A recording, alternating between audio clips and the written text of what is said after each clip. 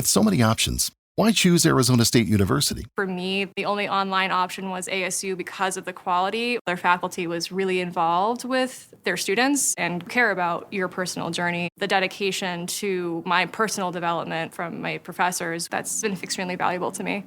Earn your degree from the nation's most innovative university. Online. That's a degree better. Explore more than 350 plus undergraduate, graduate, and certificate programs at asuonline.asu.edu. At Arizona State University, we're bringing world-class education from our globally acclaimed faculty to you. Earn your degree from the nation's most innovative university. Online. That's a degree better. Learn more at asuonline.asu.edu.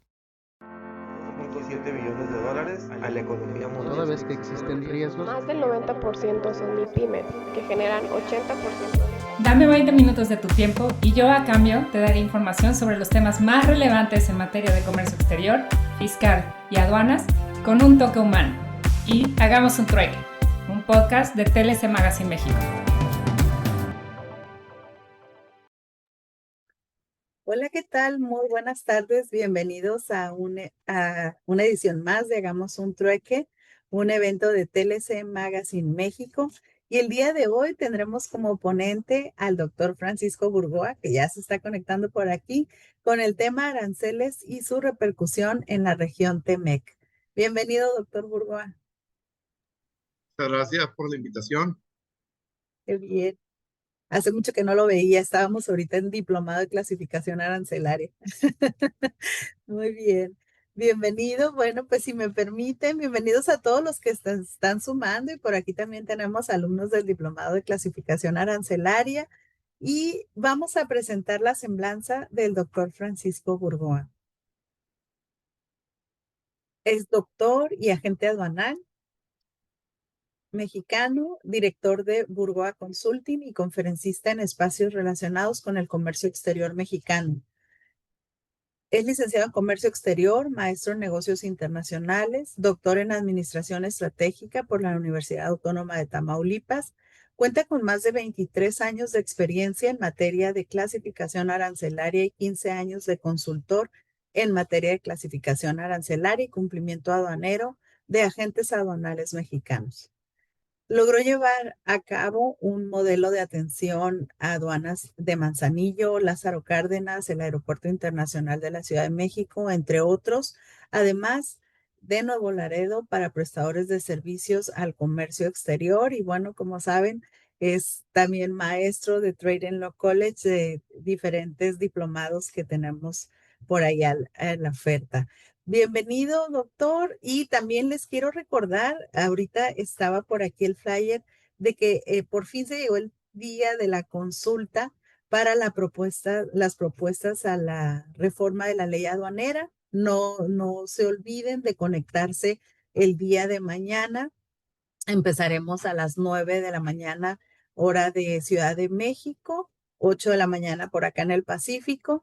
Y será una jornada de todo el día hasta las 7 de la tarde con todas las propuestas que los grandes expertos, muchos de ellos panelistas de aquí de Hagamos un Trueque y de diferentes foros del comercio exterior van a estar presentando. Entonces no se lo pueden perder. Por aquí les van a poner en el chat la liga para conectarse el día de mañana. Pues ahora sí, después de los avisos parroquiales, si me permite, ya puede acceder a todo, a la pantalla. Ya saben, a todos los que están por aquí, a través del chat pueden poner sus preguntas y al finalizar el doctor Burgoa las va a contestar. Gracias. Gracias, doctora, por la presentación. Y es importante hablar de este tema. Sí, siempre tratar de darle un enfoque diferente. He estado acudiendo a diversas pláticas, foros, conferencias, eventos de diferentes cámaras, federaciones, hay bastante literatura. Lo que quise yo hacer es dar un enfoque, una cronología, pero abordándolo desde el punto de vista de los dos periodos. ¿Por qué? Porque en todo momento que yo he dicho, y probablemente alguien va a decir, oye, pero ¿cómo te estás contradiciendo? No, para nada. Eh, ¿por qué lo menciono? Que yo siempre dije, no hay, no existirán aranceles a los mexicanos. O sea, no es posible, o sea, hay que darle para atrás a esa decisión que algunos dirán, pero pues los aranceles ahí están. Bueno, pues es una medida, es una medida, es una negociación, pero es una negociación fallida. ¿Por qué? Cuando no es lo mismo las ideas que yo tenga hace 20 años, querer esas ideas de hace 20 años, quererlas implementar en este momento, muy probablemente van a fracasar. O eh,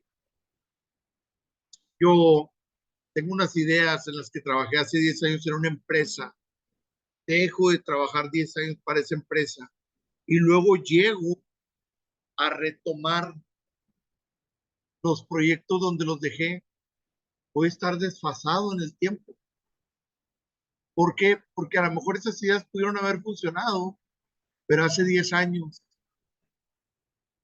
Y es como querer eh, poner a andar BlackBerry en este momento, comprarlo, ya que se fue a la quiebra, comprarlo, tratar de reinventar el teclado QWERTY, que no sea en pantalla táctil, aprovechando todas las ideas que yo tenía en el momento de la quiebra de BlackBerry. Fíjense cómo es contradictorio, cómo es ilógico.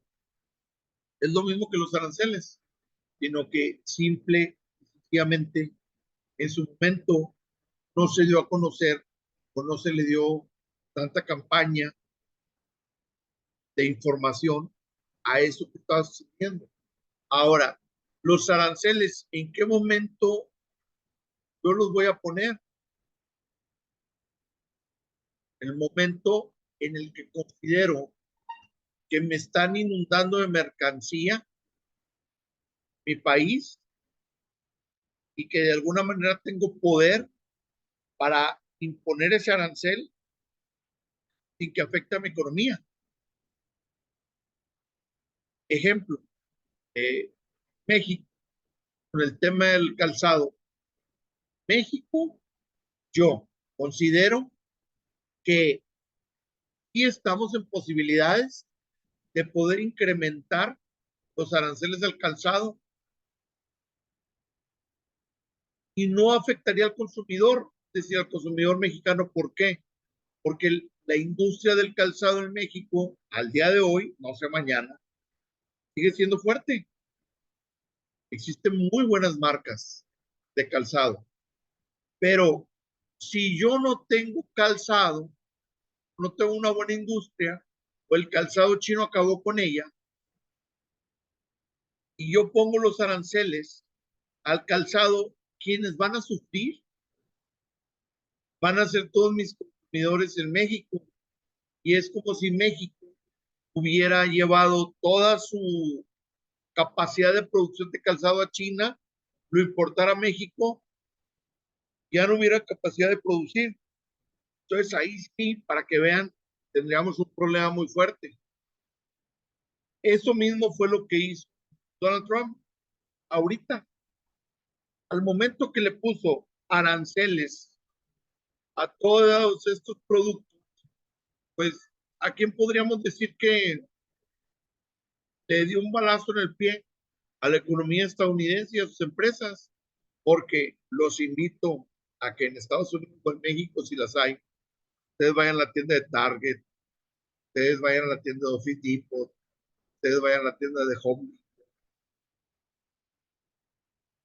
que vayan a la tienda de Walmart y agarren cualquier producto, chequen el origen. Entonces, China, llegó un momento en que Estados Unidos ya no produce esto. Pues producir en Estados Unidos es muy caro. Si tú produces unas botas que estás orgulloso de que hechas a mano en Estados Unidos, valen $300, $400. Las mismas botas hechas en China te van a valer $69. ¿Cómo compites contra eso? ¿Por qué? Porque no todas las personas tienen para comprar unas botas de $300 y estoy hablando de botas de trabajo. Entonces, los aranceles, existen tiempos en los que cuando tú pones como país, ganas y otros tiempos en los que pierdes.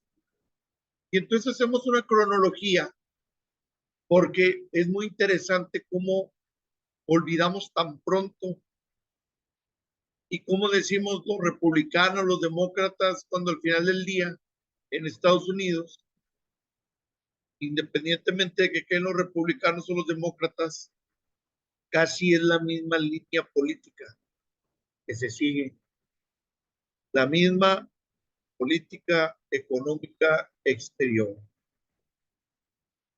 Cronología de los aranceles en la primera administración de Donald Trump, 2017-2020.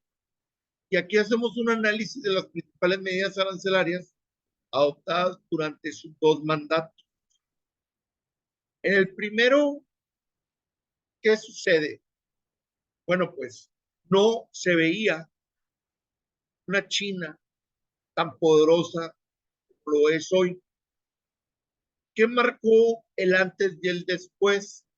Aquí es bien importante hacer una reflexión de que hubo un punto en donde China ya despega como potencia, supera a los Estados Unidos. Curiosamente fue antes de un punto. Aquí es donde vemos la introducción sobre la política comercial de Trump y las razones detrás de los aranceles, en donde lo olvidamos que ahorita el tema es el arancel de Donald Trump. Entonces, pues bueno, yo la verdad estoy agradecido con este señor, presidente de los Estados Unidos, porque, bueno, estoy enojado y estoy contento. Estoy contento porque ya puso de moda la palabra arancel. Cualquier persona en el mundo sabe que es un arancel. Es un impuesto al comercio exterior y le afecta a los ciudadanos del país que los impone. Es como si dijéramos en México, vamos a poner un arancel bien alto al acero, pues le va a afectar a todos los consumidores de acero en México. Pero como el concepto no es tan conocido porque es técnico, cuando dice Donald Trump, vamos a imponer un arancel a México, pues los estadounidenses dicen, no, pues sí, castígalos. Vamos a poner un arancel a los productos de China. Sí, castígalos. Pero no se detienen a pensar, oye, ese arancel es a un producto que tú consumes. Entonces, ¿quién va a absorber ese costo? Ese costo lo absorbe el consumidor final. En enero del 2018, inicia una guerra comercial con China. Lo más curioso de todo es que en una guerra silenciosa no se hablaba si existía, no existía. Entonces, cuando alguien decía, no, es que hay una guerra comercial entre China y Estados Unidos, por lo regular decía, no, es que estas personas son como muy alarmistas. Pero todo empieza en enero del 2018 y no fue tan sonado, pero desde entonces se hace un anuncio de aranceles del 25% sobre las importaciones chinas por 50,000 millones. China respondió con aranceles en ese momento. Y yo les puedo asegurar a la mayoría de ustedes, esta información no la sabían. ¿Por qué? Porque no fue muy sonado, no se usaron mucho los medios. Entonces, en Estados Unidos existen los agentes aduanales americanos, que si mal no recuerdo, creo que existen más de 12,000. Pero la verdad, son contados los agentes aduanales americanos que están actualizados y que te pueden brindar una asesoría. En México existen un poco más de 900 agentes aduanales los cuales tienen que estar bien actualizados para cuando el cliente pida una cotización de impuestos, hacerlo de manera correcta y una clasificación. Y más vale que no se equivoque y no sea diferente a las demás que ha tenido, porque si es diferente me la vas a debatir. Y si me lo hiciste mal, yo no me voy a ir contigo. Entonces, el nivel del agente aduanal mexicano de especialización es muy alto y esa es la realidad del agente aduanal y de su personal. En cambio, en Estados Unidos, tú vas con el agente aduanal americano y te dice, no, yo no te voy a dar la fracción americana porque tú me la tienes que dar. Sabiendo los agentes aduanales americanos que el importador no es especialista en la determinación de la clasificación arancelaria. Por lo regular, en la exportación, esa clasificación la determinan los agentes aduanales mexicanos. Entonces, ya desde ahí ya estamos viendo que hay una diferencia. Y luego después en la determinación de los impuestos. Al día de hoy, son contados los agentes aduanales americanos que tú les preguntas cuánto es lo que debe pagar de impuestos y dicen ellos, no, lo que pasa es por el tema del arancel. No sabemos, ahorita sí, ahorita no. Yo he conversado con agentes aduanales de mucha capacidad, de ellos Eduardo Lozano de Elco, Adolfo Mendiola de Laredo CHB, Linda Bravo de Cosconet, Francisco Cavazos. Cualquiera de ellos, cuatro, que tú te acerques con ellos y les preguntes, oye, ¿sabes que traigo una duda de estos aranceles, si paga o no paga? Yo les puedo asegurar que les va a brindar una asesoría de estilo agente aduanal mexicano. Y hay dos más de Reynosa, ahorita me voy a acordar de sus nombres. De hecho, uno de ellos ha sido ponente aquí. La situación es de que ahorita, bueno, pues todo el mundo le hace burla a la agente aduanal americano de que ahora sí los pusieron a trabajar, porque pues toda la vida decía, no, pues ustedes me dan la fracción y pues el arancel pues ya me lo determina el sistema.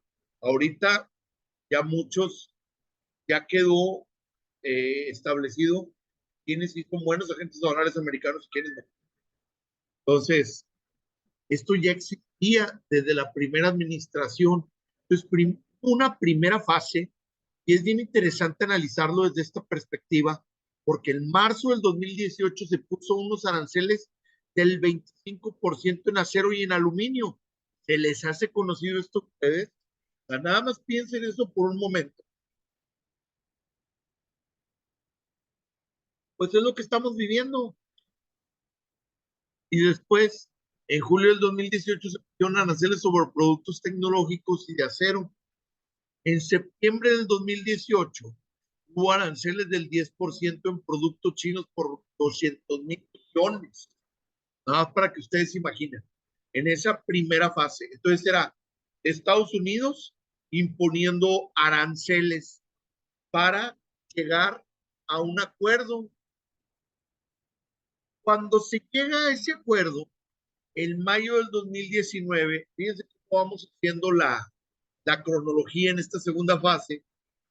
Estados Unidos tiene aranceles del 25% sobre 200,000 millones en productos chinos. Y después hubo una propuesta de aranceles a automóviles importados. Ahí se hablaba de automóviles que iban a importarse, pero una propuesta solamente. Y en ese momento pasa algo muy interesante. Diciembre del 2019, no lo olviden, porque esto es algo de las condiciones, los tiempos. Y en esa fase 1, China se comprometió con Estados Unidos para aumentar las compras de productos agrícolas estadounidenses. En ese momento, Estados Unidos tenía poder de negociación, logró que China acordara comprarle productos agrícolas. Y les puedo asegurar, ¿cuántos de ustedes saben esta información o se acuerdan? Porque si tú quieres saber qué va a pasar en el futuro, tienes que aprender de historia. Es curioso porque esta foto del 2019 por medios chinos hacen llegar que todo está bien entre China y Estados Unidos. 2019. ¿Qué hace que cambie todo esto? Un año. En un año todo cambió. 2020. ¿Qué ocurrió en el 2020? Había un antes y después. China no había logrado impulsar el automóvil chino, pero ellos tienen una visión de hacia dónde quieren llegar y aprovechan los tiempos. Por ejemplo, ahorita en China hay 100 lugares en donde se está promoviendo que lo único en lo que deben de estar trabajando es en la inteligencia artificial. El otro día estaba con ChatGPT y le pregunté que qué fecha era el día de hoy y me contestó que era una fecha del 2023. ChatGPT, así de mal estaba. La tecnología de Gemini, de Google, más o menos buena. Y luego ahora veo pseudo reporteros que son tan flojos y ya ponen en Twitter, ahora llamado X, ya nada más, Grok, ¿tú qué opinas de esto? Ya que Grok, ya no me pongo a trabajar como reportero. Entonces, qué fácil me hace mi trabajo cuando en realidad la inteligencia artificial no es la solución, sino es un facilitador o una herramienta. Entonces, dicho esto, ¿qué es lo que pasa? Sí, está bien, ChatGPT, la innovación, inteligencia artificial, pero ¿de qué sirve al momento que China, eh, con más de 1.000 millones de habitantes, puede llevar la ventaja de un día para otro?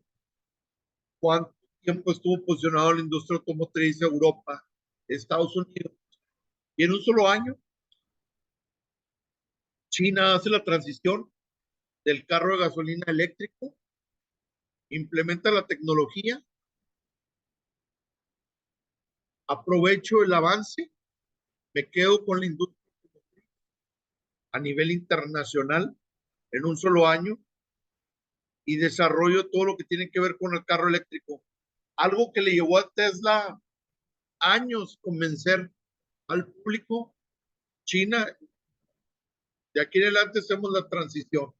¿Y cómo lo puedo decir? Bueno, yo estuve en China el año pasado y me tocó ver que todos los carros eran eléctricos y estuve en 5 ciudades diferentes. Entonces lograron esa transición y los carros, la mayoría son chinos. Entonces la pantalla, una pantalla inteligente enfrente, que todo el tablero de enfrente es una pantalla. Y entonces aquí tú vas a la Nissan y te venden el carro y te venden una pantallita de ese tamaño, pues ¿cuándo, no? Entonces, tanto los japoneses que tienen que unir con otros japoneses para tratar de sacar industria automotriz, siento que China lo rebasó. Todo fue 2019, China ya había dicho, sí, está bien, yo te compro. 2020 tiene lo que es el tema del COVID. Y en ese año se aplican aranceles adicionales y luego después es una reducción de los mismos, pero el COVID-19 interfiere con las relaciones comerciales, pero los aranceles permanecieron. Se implementaron ciertas excepciones para aliviar la presión sobre las empresas estadounidenses. Entonces, sí los pongo, pero sigo teniendo cierta dependencia. Y ahorita es donde vamos a hablar de la región Temec, ¿no? Pero hay que entender, si no logramos entender qué pasó en los años anteriores sobre esta temática, pues difícilmente vamos a entender hacia dónde vamos. Entonces, tenemos aplicación de aranceles adicionales en el 2020. Ya reducción de algunos aranceles tras las negociaciones. Llega Biden y entonces dice, no, pues llegó Biden, va a haber un cambio de política económica exterior. No, curiosamente la política económica exterior de los Estados Unidos siempre se ha mantenido lineal, firme. En el 2021, la administración de Biden mantiene la mayoría de los aranceles impuestos por Trump. No, se les hace curioso esto. Y son opuestos en todos los ideales. menos en los económicos y menos ante la política con China. Entonces, mantiene la mayoría de los aranceles impuestos por Trump, revisando la política comercial con un enfoque en la recuperación económica post-pandemia. Ahí era donde tocaba ver esta recuperación económica, cómo iba a ser 2021. Estados Unidos pensando en cómo se va a recuperar económicamente. ¿Por qué? Porque en el 2020, por el tema del COVID, bueno, pues dieron muchas ayudas económicas y empezaron a darle mucho dinero a la gente. Entonces había excedente de dinero. Como la gente tenía mucho dinero que te estaba llegando, la gente ya no quería trabajar. Entonces empezaron a batallar en el McDonald's, en el Burger King, todos estos lugares en Estados Unidos. Y entonces McDonald's, Burger King, Walmart, todas estas tiendas dijeron, necesitamos ir a la automatización, el menor personal que necesitemos, nada más el personal necesitamos en la cocina. Entonces empezaron a poner paneles para que tú puedas ordenar. Entonces resulta que ahora vas a una tienda como Starbucks, Chick-fil-A, Whataburger y ya todo lo pides en línea, ya te dicen dónde te debes de estacionar, llegas, te pones el menú, trae la persona y te da tu comida. Entonces ya no se necesita alguien que te esté atendiendo. Todo lo que provocó una pandemia. Se inicia conversaciones sobre la posibilidad de reducir los aranceles en sectores específicos, pero ¿qué creen? No se tomaron decisiones significativas, o sea, no se avanzó. La inflación y los problemas en la cadena de suministro llevaron a discusiones sobre la eliminación de algunos aranceles, especialmente en productos de consumo. Pues claro, ahorita en este momento fueron tiendas como Target y otras, Walmart, con Donald Trump a decirle los aranceles no pueden seguir.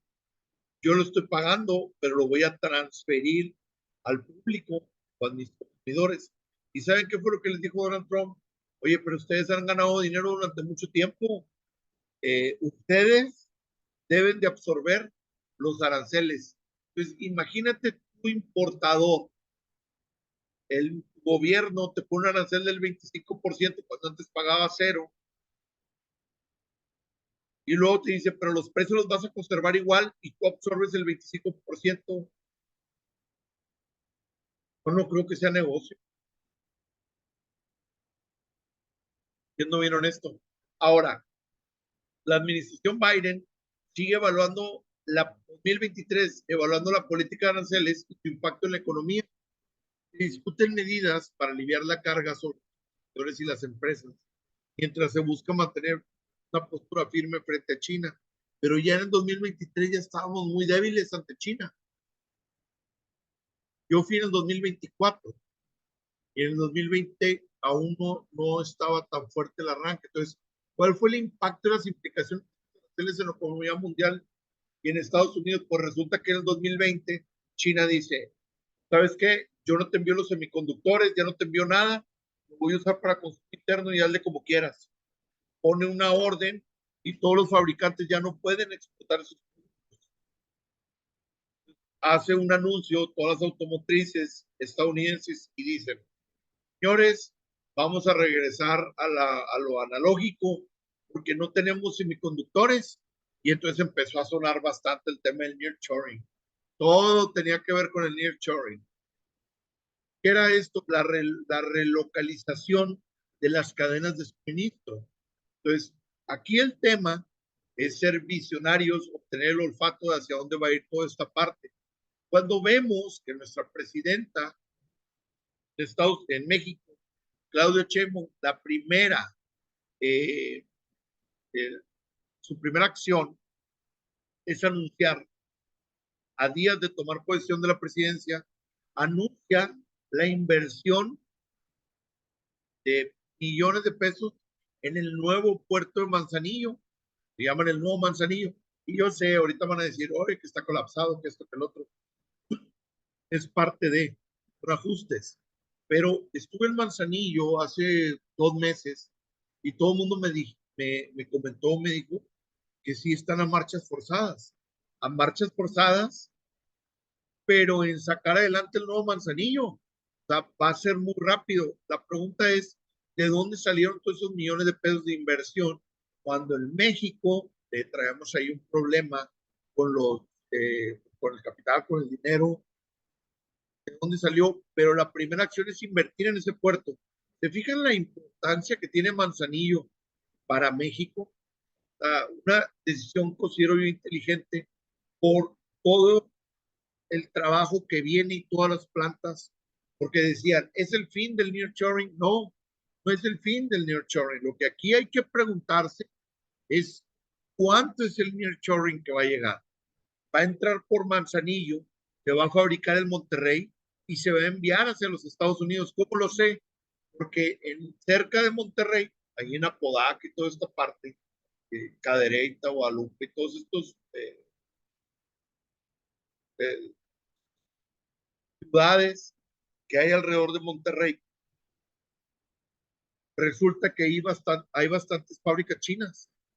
Y en Saltillo, en cuanto quede ya este tema de los aranceles, se va a poner la fundidora más grande de México de aluminio.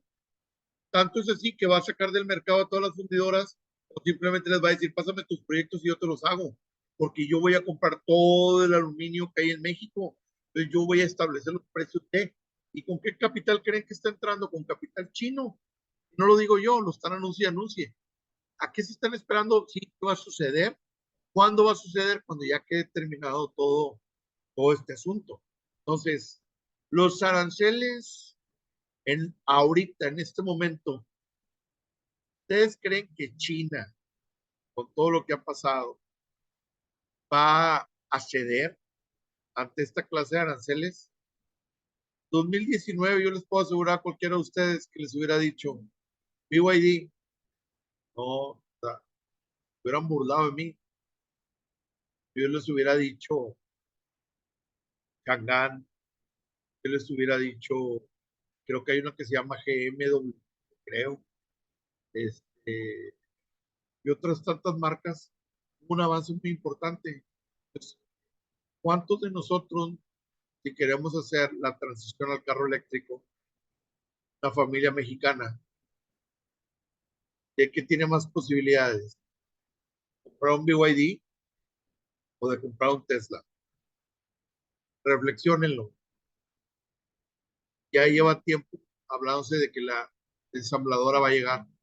Por Manzanillo están entrando todas las autopartes de BYD, se están preparando. Algunos muy negativos, y lo vuelvo a decir en este espacio porque lo he dicho varias veces, pero es importante para mí decirlo porque estoy ante especialistas que tienen el olfato de aprovechar las oportunidades. Y en su momento fue interesante trabajar con logísticas americanas, con importadores americanos, hacer negocios con los americanos. Pero ya es tiempo de voltear a ver a los chinos con las logísticas americanas. Y son muy buenos negociadores. Pues claro, tienen más de 3,000 años ellos haciendo negocios. Estados Unidos, ¿cuánto lleva en ese estilo? Y miren cómo lleva para abajo. Entonces, desde esta perspectiva que logré yo entender cuando anduve allá y que a nosotros nos venden las cosas de una manera y luego llegas allá, para empezar los chinos son altos, los chinos no son feos, los chinos no son sucios, los chinos siempre están en silencio, hablan muy bajo, son educados, son limpios. Dice, fíjate, todo lo que me han vendido a mí es una mentira, entonces estoy viendo los medios, obviamente occidentales. Entonces, fíjense, la reflexión aquí es cómo el humano es el único animal que tropieza 2 veces con la misma piedra. ¿Qué pasó? Llega al poder de nuevo este personaje, quiere implementar medidas que tal vez le funcionaron en su momento, pero no fue así. O sea, sí funcionaron en su momento, pero luego se atravesó una pandemia, China aprovechó el momento, China ya se apoderó del sector automotriz del sector tecnológico, del sector de las telecomunicaciones, del sector de los celulares, del Internet. ¿Ustedes creen que China no puede a Starlink producir en masa todos estos satélites y ponerlos en marcha de la noche a la mañana? Claro. Entonces, llega este señor y quiere implementar lo mismo y es tan cambiante.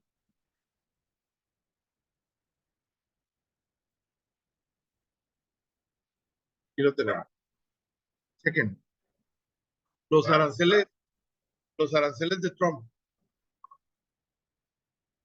Y está una cronología muy interesante.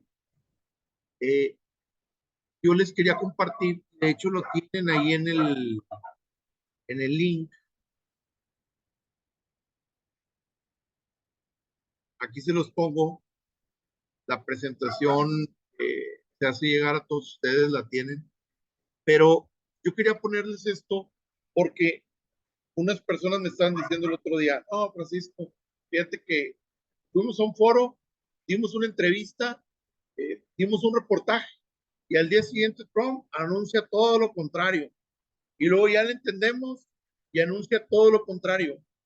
Y entonces el otro día estaba viendo unas personas, de la parte a la que me dedico es el tema de la clasificación arancelaria, en mi área de especialización. Decían ellos, oye, ¿sabes qué? Fíjate que nosotros estamos asadores de acero hacia hacia Estados Unidos. Entonces los asadores pagan bastante arancel y les queremos poner resistencias calentadoras para que se vayan al capítulo 84, 85, el que nos diga, clasifiquen, y ya lo sacamos del 73. Ya no se va a clasificar en la 73-22. Pero luego hicieron ellos el estudio y de qué país creen que nada más podían traer las resistencias calentadoras para que les copiara. Pues de China. Y entonces tenían que hacerle tantos cambios al aparato que terminaba siendo como que era origen de China. Y luego, después el otro día tenían unas calderas de calor, unas calderas de gas de uso doméstico que las fabrican en México, que las querían enviar hacia Estados Unidos, pero se dieron cuenta que pagaban mucho arancel porque iban en el 73. Pero resulta que si es de calor, les pones el dispositivo de frío, brinca la 8479 y entonces las mismas notas explicativas se las envían. Y entonces, por lo tanto, no pagas el arancel. Pero luego todos esos dispositivos los iban a tener que traer chinos y luego iban a tener que hacer los estudios. La moraleja de todo eso es que por más que le buscas, el proveedor número uno ya es China. Y entonces es difícil hacer un cambio o una reingeniería a tu producto para que no tenga que cumplir con los aranceles. ¿Por qué? Porque los proveedores de esta clase de tecnología que avance, pues está en China. Y entonces aquí en México nos quedamos exportando de México hacia Estados Unidos a asadores. Muchas de ustedes van a decir, no, espérame, somos los productores número uno de televisiones de pantalla plana y estamos en Tijuana. Pues sí, pero ¿cuántas marcas de televisión mexicana existen? Díganme una. Pues todo esto empieza cuando, cuando este señor eh, asume un acuerdo en donde dice, ¿sabes qué? En cuanto llegue yo voy a poner un arancel del 100, 200, 300%. Los estadounidenses quieren saber, bueno, pues el 20 de enero, el primer día cargo, Trump dice que va a esperar a poner los aranceles al 1 de febrero. Entonces era como una manera de decir, bueno, pues tiene que venir Canadá y México conmigo para empezar a negociar. Y luego después el 26 de enero amenaza con aranceles del 25% a todas las importaciones de Colombia y otras medidas de represalia después de que el presidente Gustavo Petro rechazara 2 aviones militares estadounidenses que transportaban migrantes al país. Agarraron migrantes colombianos, se enviaron a Colombia, Colombia no los aceptó, y entonces dice, ¿sabes qué? Te voy a poner un arancel del 25%, y entonces yo empiezo a castigar a esos cuando el que está importando es alguien en Estados Unidos que vio una oportunidad de estos productos. 1 de febrero, Trump firma una orden ejecutiva para imponer aranceles a las importaciones de México y Canadá y China del 10%, a todas las importaciones de China y 25% las de México y Canadá a partir del 4 de febrero. Luego después, el 3 de febrero, Trump acepta una pausa de 30 días. Entonces, toda esa mercancía estaba parada en la frontera. ¿Y qué creen? En Nuevo Laredo no existe la infraestructura, que es la aduana por donde se comercializa la mayor parte de la mercancía entre México y Estados Unidos, que la mayoría de los productos son que se exportan hacia Texas, Illinois, Texas e Illinois. Se envían los productos. Entonces, es todo un tema, ¿no? Que mientras ambos socios comerciales tomen medidas para apaciguar las preocupaciones de Trump sobre seguridad fronteriza y el narcotráfico, pero eso es algo que no es medible, no es tangible. O sea, ¿cómo puedes decir, ya tome medidas? Y este señor va a decir, ¿sabes qué? Es que las medidas no son las que yo estaba buscando. Entonces, mejor dime a quién te llevo. 4 de febrero, los nuevos aranceles del 10% impuestos por Trump a todas las importaciones chinas a Estados Unidos siguen vigentes, y China responde ese mismo día anunciando una serie de contramedidas, que incluyen nuevos aranceles radicales sobre diversos productos estadounidenses de una investigación antimonopolio sobre Google. Los aranceles del 15% de China sobre los productos de carbón y gas natural licuado, y un impuesto del 10% sobre el petróleo crudo, la maquinaria agrícola y los automóviles de gran motor importados de Estados Unidos, entrará en vigor el 10 de febrero. ¿Qué pasa el 10 de febrero? Trump anuncia planes para aumentar los aranceles del acero y el aluminio a partir del 12 de marzo. Elimina las exenciones de aranceles del 2018 sobre el acero, lo que significa que todas las importaciones de acero están grabadas con un mínimo del 25%, y también aumenta sus aranceles al aluminio del 2018 del 10 al 25%.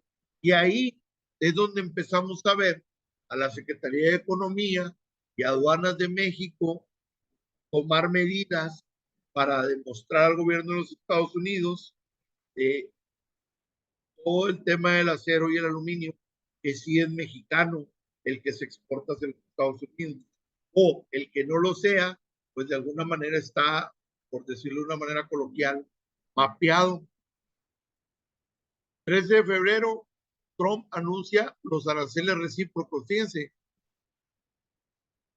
el 20 de enero, nada más para que se den una idea, toma juramento. Y luego después, el 13 de febrero, también un mes después, anuncia los aranceles recíprocos, que fueron calculados de la manera más absurda y tonta que se puedan ustedes imaginar. Entonces, los economistas advierten que los aranceles recíprocos van a revertir décadas de política comercial. Se podría generar caos en las empresas globales. Y pues claro que eso pasó. 25 de febrero, Trump firma una orden ejecutiva que instruye al Departamento de Comercio a considerar que es necesario imponer un arancel al cobre importado para proteger la seguridad nacional. La pregunta que muchos harían es, bueno, ¿qué pasa con el TEMEC?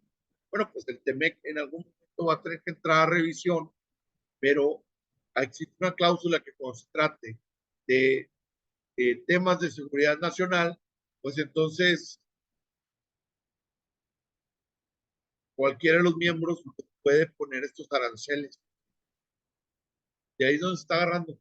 1 de marzo, Trump firma una orden ejecutiva adicional que instruye al Departamento de Comercio a considerar si los aranceles a la madera cerrada y de construcción también son necesarios para proteger la seguridad nacional, argumentando que la industria de la construcción y el ejército dependen de un fuerte suministro de productos de madera de los Estados Unidos.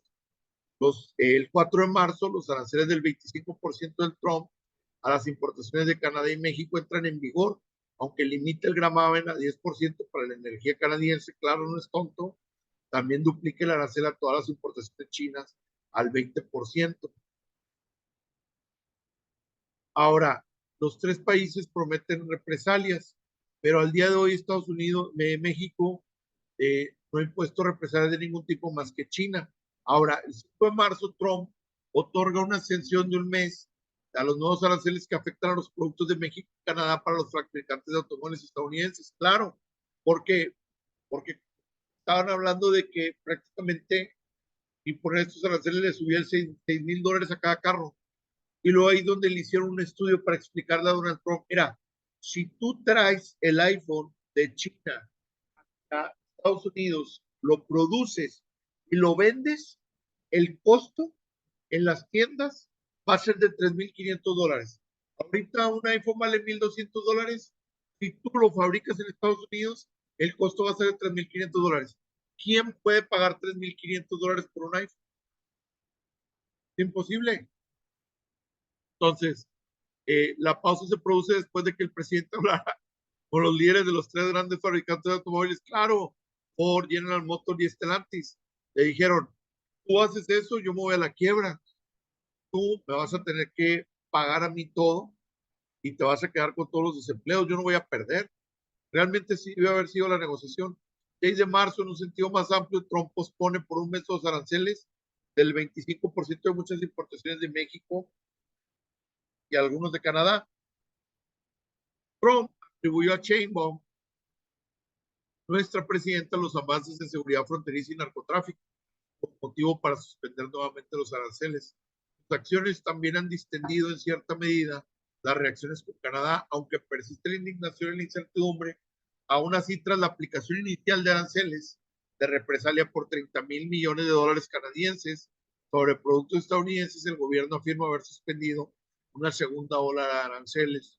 El 10 de marzo, ahora sí, entran en vigor los aranceles de represalia del 15% impuestos por China a productos agrícolas estadounidenses clave, cuando estos productos ya se había negociado en un mandato anterior que los iba a consumir, entonces ahora ya no, y ahora intentan consumir el pollo, cerdo, soya y carne de res estadounidense, porque resulta que Estados Unidos es mejor en producir esta clase de proteínas, pollo, cerdo, soya y carne de res. El pollo que se consume en México, que se produce en México todo un año, es lo que consume China en un día, imagínense. Las mercancías que ya están en tránsito estarán exentas hasta el 12 de abril. Y luego después se pusieron a las importaciones de acero y el aluminio.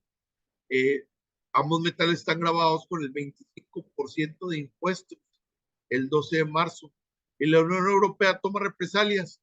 Fíjense, a estas alturas del partido, ¿qué represalias ha tomado México? México lo único que ha mostrado es buena voluntad. ¿Por qué?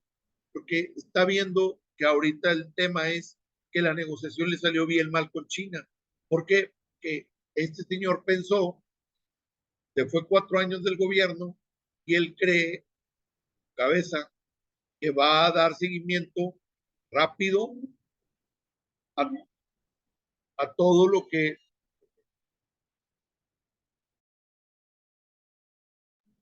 Disculpa, Alexa salió de control, o Alexa me está boicoteando, curiosamente. Es extraño eso, porque en esta casa nadie escucha esta música, entonces, que de alguna manera me quieren aquí boicotear, está medio extraño esto. El tema es que Claudio Sheinbaum lo único que ha mostrado, o el gobierno mexicano, es buena voluntad, porque se entiende que el problema entre China y Estados Unidos es grave, tienen que negociar, y al momento de que haga la negociación, ahora sí, nosotros vamos a entrar a ver cuál es nuestro papel, nuestro actuar, o cuál es el personaje que vamos a tener en toda esta parte, cuánto es la inversión china que vamos a poder aceptar.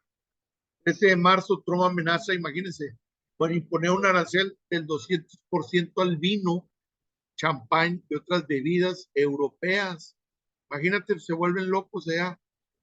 Trump dice que impondrá un arancel del 25% a todas las importaciones de cualquier país que compre petróleo, gas a Venezuela. O sea, quiere decir que si una persona compra quesos de un país de allá de Europa, pero este país le compra gas o petróleo a Venezuela, entonces ahora esos quesos cuando entren a Estados Unidos van a pagar el 25% de arancel. un estadounidense va a pagar más por un queso que le gusta a un país europeo solamente porque ese país le compra petróleo y gas a Venezuela. ¿Se fijan lo ilógico? Los aranceles probablemente sumarían a los impuestos que enfrenta China, que en 2023 compró 78% del petróleo exportado por Venezuela. Imagínate, pues es con toda la intención de frenar el consumo de petróleo de Venezuela por parte de China. 26 de marzo, Trump afirma que impondrá aranceles del 25%. Vean cómo va pasando todo esto muy dinámica en días, a veces en una semana máximo, y luego después salió con ese listado de los aranceles recíprocos que después no funcionaron, los terminó quitando. El 3 de abril los aranceles automotrices anunciados previamente por Trump entró en vigor y el primer ministro afirma que Canadá igualará los impuestos al 25%, México de igual manera sin nada, China anuncia aranceles del 34%, entra en vigor el arancel mínimo del 10% para todos los países el 5 de abril. ¿Se fijan cómo está todo dinámico? Sin embargo, la mercancía se tiene que seguir enviando hacia Estados Unidos. Y aquí les va. Cuando va hacia Estados Unidos, tiene que pagar los impuestos en este momento. Entonces, un día lo paga, otro día no. Entonces, ahorita los importadores estadounidenses sí están asumiendo el costo de esos impuestos, apostando a que no va a haber más impuestos en el futuro. La Unión Europea suspendió los aranceles, luego después China afirma que aumentará los aranceles. Estamos ya a 14 de abril. 3 de mayo, la última ronda de aranceles automotrices de Trump entra en vigor y los grabaron del 25% previamente anunciados. Ahora se aplica una variedad de autopartes importadas. Cuando tú vas a cualquier refaccionaria estadounidense, ¿ustedes creen que las partes son estadounidenses? Claro que no. Y lo más ridículo de todo fue el 4 de mayo, cuando Trump amenazó con poner un arancel del 100% a las películas extranjeras, al tiempo que afirma que la industria cinematográfica estadounidense está en crisis. Imagínate, no está claro de inmediato cómo se implementaría dicho arancel a las producciones internacionales, pero Trump afirma haber autorizado al Departamento de Comercio, al representante comercial de Estados Unidos, a iniciar el proceso inmediato. Entonces, con esto yo lo que les quiero decir es, imagínense por un momento que tú vas al cine en Estados Unidos, quieres ver una película extranjera, te va a salir el doble el boleto, que es el arancel que tienes que pagar. Nada más explique el meso cómo ayuda a la industria cinematográfica estadounidense. Entonces, no hay lógica en nada de esto. ¿Qué es lo que yo considero que va a pasar? Lo más inteligente de todo es, muchas veces ante todo este caos, no hacer nada. Y es lo que está haciendo nuestra presidenta. Es interesante eso, que creo que ya va a haber un primer encuentro. Pero ese encuentro fue ahorita ya después de que China y México, China y Estados Unidos negociaron. No hubo acercamiento de México con China. Esperaron. Y entonces ahora sí, vamos a ver qué fueron los acuerdos. Ya hechos los acuerdos, ya vamos a poder ver cuánto es el porcentaje de producto chino que puede tener producto mexicano. Ahí es donde lo vamos a ver. Por lo mismo, de compartir el link en esta vía. Ahorita mientras están las preguntas, te los parto para que lo tengan ahí en el chat. Es bien importante porque es difícil conseguir la cronología, la estuve buscando, pero lo que pensé es, mejor me gustaría a mí compartirles el artículo. Alguien pregunta, ¿dónde podemos encontrar el sistema de fracciones arancelarias americanas? Mi nombre es Patricia. Claro, hay algo que se llama Harmonized Tariff Schedule, que es lo que se conoce como el HTS. Y me pueden confirmar ahí que ven mi pantalla. Y entonces, Cuando ustedes ven ahí el STH, vamos a ver cuánto es lo que pagaría un asador que se clasifica. Ahora sí que como un clasificador siempre hay que tener la tarifa aquí a la mano, ¿no? Ya sabes en qué momento se va a requerir. 73 segundos.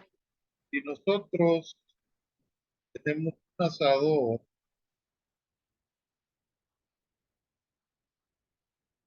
de carbón, bueno, pues los demás incluyen aparatos de combustible sólido, sería 73, 21, 19, que los primeros 6 dígitos son a nivel internacional. Ahora sí ya vamos a tener los aranceles. Aquí te lo va a marcar. Si yo tengo un asador portátil, sería 73, 21, 19, 00. Ya vieron que aquí trae el 45%. Y luego, ¿qué significa un kibachi? Lo primero, ¿qué clase de producto, qué clase de asadores tendría siendo eso? No confío en Google, Yahoo, sorry, si alguno de ustedes lo hace. Este es un kibachi, es un asadorcito pequeñito, son de este tipo. Esto ya lo sé, que me ha tocado verlos en algunos restaurantes. Te comparto el sitio. Segundo,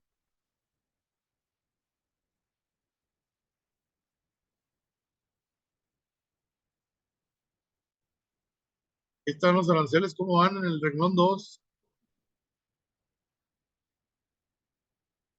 De estar, de no pagar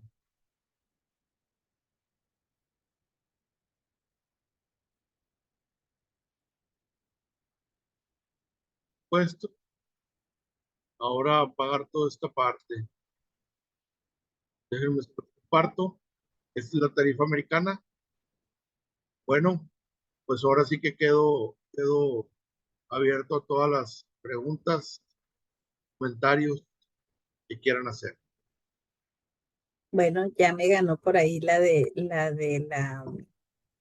pregunta de Patricia y ya les compartimos aquí el link.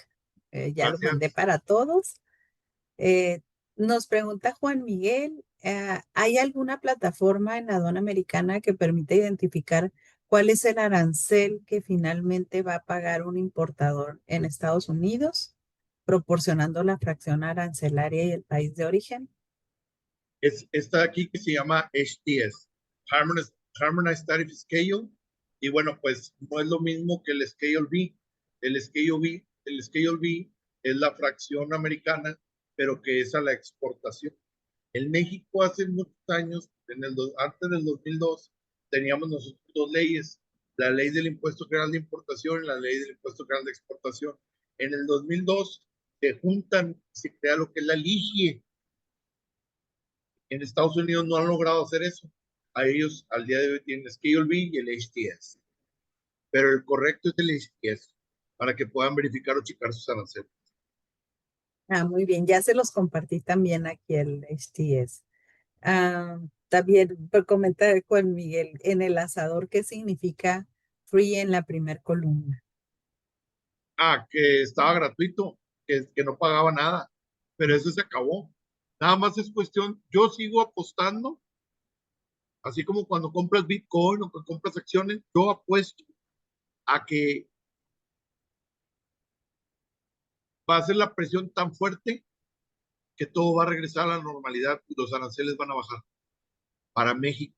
Todo va a regresar normal con el TEMEC, todo va a regresar simplemente, ya no se va a poder hacer cuestiones que eran ilegales con triangulaciones de productos que eran chinos o que los pasan por mexicanos. Ya va a ser. Qué bueno que su voz sea de profeta. Sí. Nos pregunta por aquí Osvaldo, ¿qué visión percibe para el futuro de la maquiladora en las fronteras mexicanas? Lo que yo estoy viendo y los invito a darse una vuelta, me está tocando ver, para empezar, nada más dense una vuelta por San Luis Potosí, el recinto fiscalizado estratégico que tiene la empresa, la primera de todas. Yo clasifiqué todos sus productos. Es algo de lo cual estoy bien orgulloso porque fue una labor titánica. ABB, una empresa europea que se estableció, que creyó en México, que fabricó y que todo lo hace de la manera correcta. Todo. Conozco a su encargado de clasificación y ellos son de las pocas empresas que tienen un clasificador, Germán Buch, de los mejores clasificadores que hay en México, profesional, especialista. O sea, cualquier cosa que tú preguntes de ABB tienen los mejores y tienen todo en orden. Entonces, yo no los veo desmotivados, al contrario, siguen importando. Siemens, Schneider Electric, siguen produciendo. Schneider Electric no ha parado de importar. En ningún momento no ha parado de importar y es Imex, para que se den una idea. Y lo que me ha tocado estar viendo es como una tipo, va a ser un poco diferente la manera de hacer negocio. Mucha mercancía entra China, entra por Manzanillo, se va a transformar cerca de Nuevo León, ahí de donde está Monterrey, en algunas ciudades, Cadereyta, por ejemplo. Luego se va a exportar hacia Estados Unidos. Los aranceles en Estados Unidos eran del 2.5%, 1% exento, porque Estados Unidos el arancel no lo percibe como recaudatorio, sino estamos más enfocados en la seguridad nacional, estamos a favor del libre flujo de mercancías. Ahorita, ¿qué pasó? Siento que Donald Trump, en que va a ser su primer mandato, como que lo puso en pausa, entró, lo vamos a retomar todo rápido, pero le tocó, en 4 años, le tocó un mundo diferente. Ya no funcionó, ya no le tocó, ya no le tocó un China que quisiera o le interesaba negociar, y eso nos lo tenemos que meter en la cabeza, porque en 4 años puede cambiar todo. ¿Qué visualizo? No es el fin del nearshoring. Ahora lo que hay que prepararnos es cuánto nearshoring es el que va a venir hacia México y si vamos a poder con tanto. Qué interesante. Por aquí también otra pregunta nos preguntan si considera que la revisión del TEMEC se adelante antes de 2026 y cuál sería el pronóstico. Considero yo que México, primero que nada, se va a armar muy bien en su política migratoria, en su política de aranceles, en su política de seguridad. Ya teniendo todo bien armado, va a ir bien posicionado a renegociar el TEMEC. Vamos a regresar a las condiciones en las que estábamos, exento arancel, libre flujo de mercancía, pero ahora sí con una China y un Estados Unidos siendo amigos de nuevo, lo que yo estoy viendo, y en donde le van a dar jugada para que China pueda fabricar en México, que algunos productos puedan ser como mexicanos. Eso sí, el carro chino no lo veo entrando a Estados Unidos, ya lo he dicho, es muy probable que Estados Unidos, su industria automotriz, solamente fabriquen, produzcan para Estados Unidos, que el sector automotriz, que China se lo quede a nivel mundial, que se lo quede, pero en Estados Unidos no te voy a dejar entrar.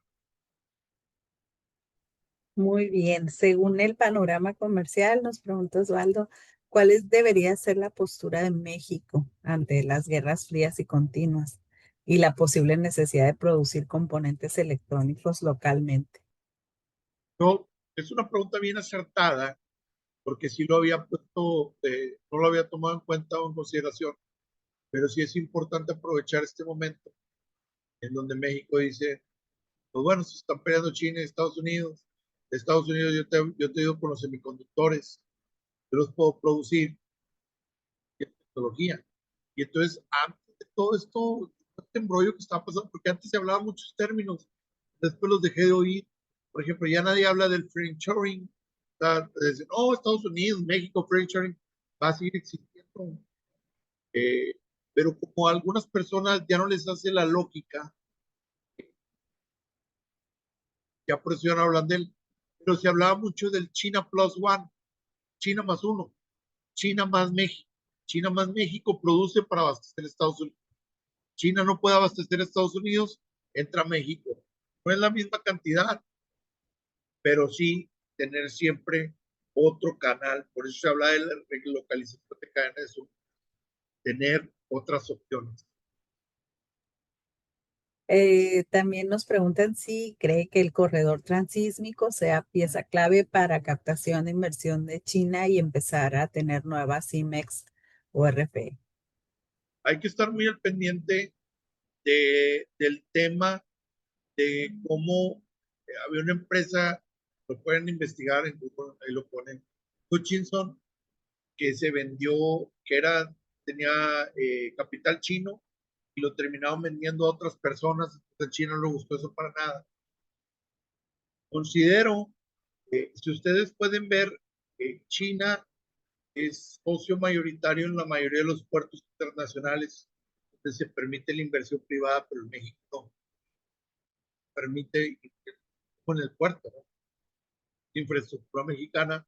Entonces, a lo mejor existen otros canales, ¿no?, los que se puede hacer, pero lo importante es un corredor importante en donde la mercancía de China va a entrar por Oaxaca y luego van a existir tres opciones: la que solamente va a cruzar por Oaxaca y va a salir por Veracruz a Europa, o la que llega por Oaxaca, se baja en México, se transforma o después se envía hacia Europa.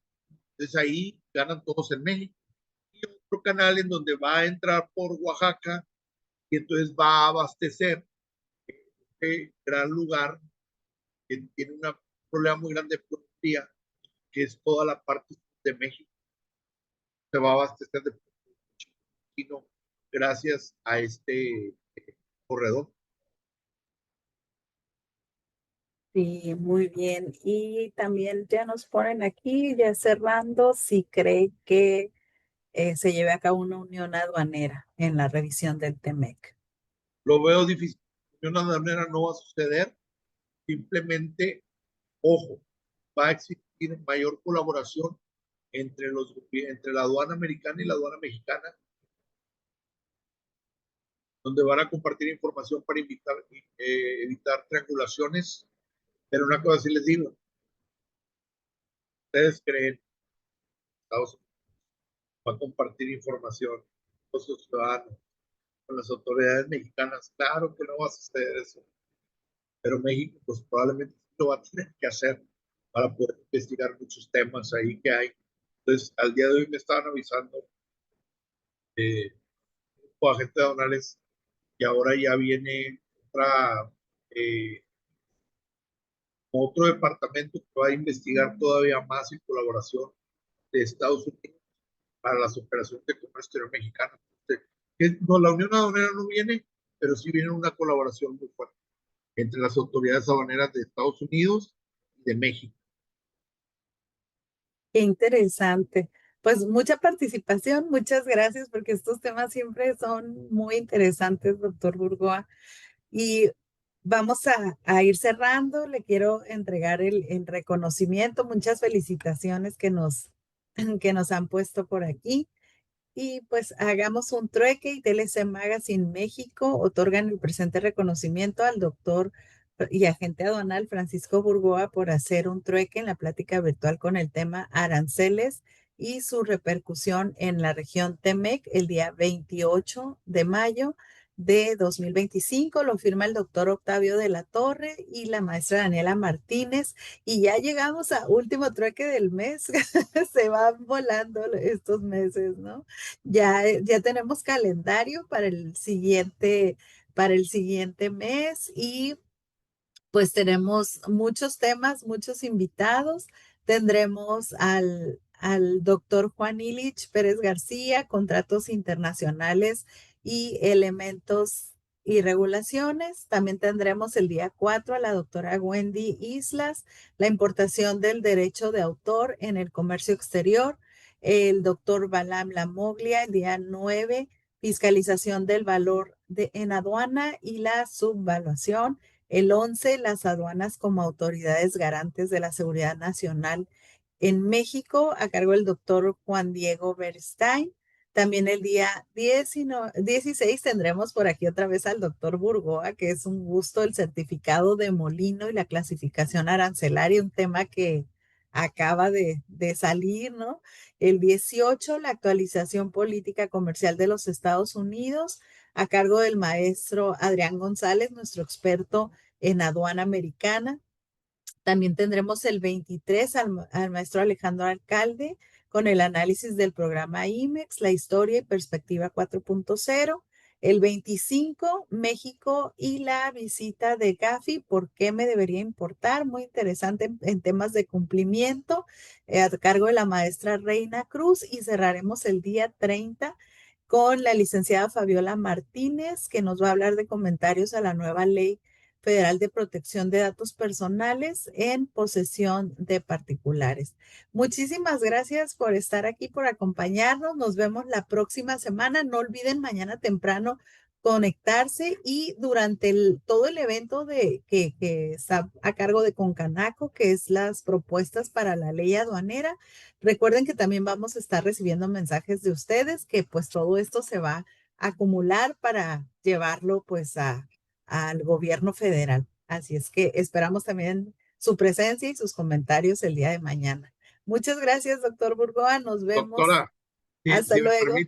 Si me permite, otro de los agentes aduanales americanos que también sí le saben es Adrián González, ahorita que lo vi, de Reynosa. Nada más quería también decir que es muy bueno él. Sí, qué bueno.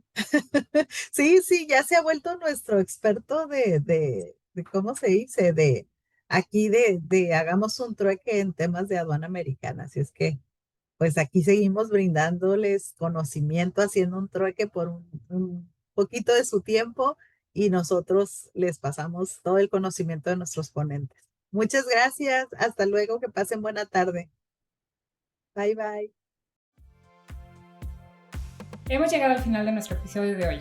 Muchas gracias por escucharnos. Esto fue Hagamos un Trueque, el podcast de TLC Magazine México. Si te gustó el episodio, no olvides compartirlo en tus redes sociales. Además, puedes encontrar todos nuestros episodios a través de Spotify, Apple Podcast o en nuestra página www.tlcmagazinemexico.com.mx en la sección de podcast. Si estás interesado en algún tema específico o se te hace complicado algún tema, envíanos un inbox, mensaje o WhatsApp y con gusto buscaremos al experto ideal para aclarar todas tus dudas.